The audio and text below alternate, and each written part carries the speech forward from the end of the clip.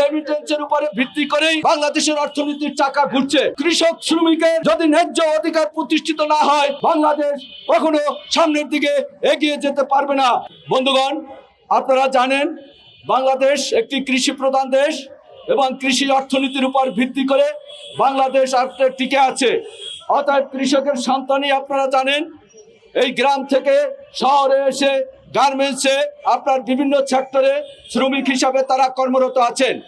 আজকে গ্রামের কৃষকের সন্তানরা আজকে বিদেশে প্রবাসে যাচ্ছে, সেখানেও তারা কিন্তু বিদেশি রেমিটেন্স আজকে বাংলাদেশে নিয়ে আসছে। একদিকে গার্মেন্টস শ্রমিকরা বিদেশি রেমিটেন্স বৃদ্ধি করছে, অপরদিকে বিদেশে প্রবাসে যে সমস্ত শ্রমিক ভাই বোনেরা প্রতিদিন আপনার রেমিটেন্স পাঠাচ্ছে বাংলাদেশে, এই সংখ্যা সবচাইতে বেশি। অতএব এই রেমিটেন্সের উপরে ভিত্তি করেই বাংলাদেশের অর্থনীতির চাকা ঘুরছে। অতএব শ্রমিক আজকে বাংলাদেশে এই যে গার্মেন্টস শ্রমিকের আমরা যে বলছি প্রতি মাসে তারা যে বেতন পাচ্ছে, এই বেতনের সিংহভাগ আপনার গ্রামে চলে যাচ্ছে তার বাবা মার কাছে।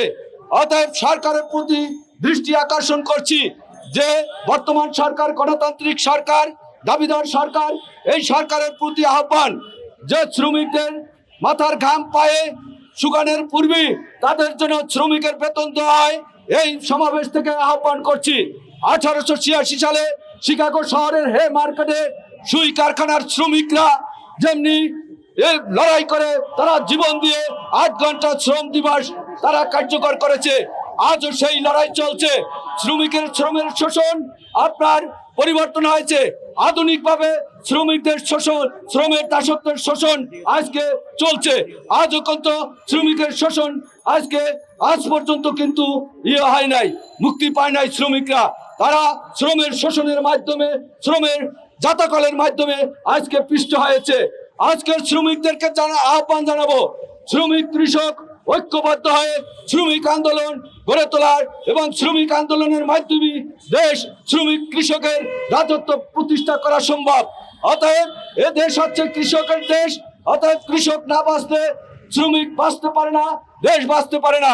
আজকে আপনারা জানেন যে বাংলাদেশের কৃষকরা যে সমস্ত খাদ্য উৎপাদন করে, এই খাদ্য যোগান দিয়ে থাকে আপনার আমার রাষ্ট্রে এবং পৃথিবীকে, আমাকে আপনাকে বাঁচিয়ে রাখছে কৃষক এবং শ্রমিকরা।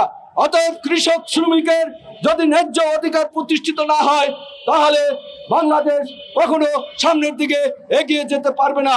অতএব রাজনৈতিকভাবে সামনে যে বাজেট আছে, এই বাজেটে আমরা আজকের এই সমাবেশ থেকে গার্মেন্টস শ্রমিকদের কাছে বাজেটে বরাদ্দ দেওয়া হোক এবং কৃষি খাতে বাজেটে ভর্তুকির মাধ্যমে কৃষি সেক্টরকে যেন আপনার যুগোপযোগী করে তোলে এবং কৃষি পণ্যের উপর ভিত্তি করে শিল্পায়ন গড়ে তোলার আহ্বান জানিয়ে আজকে আমি আমার সংক্ষিপ্ত বক্তব্য শেষ করছি।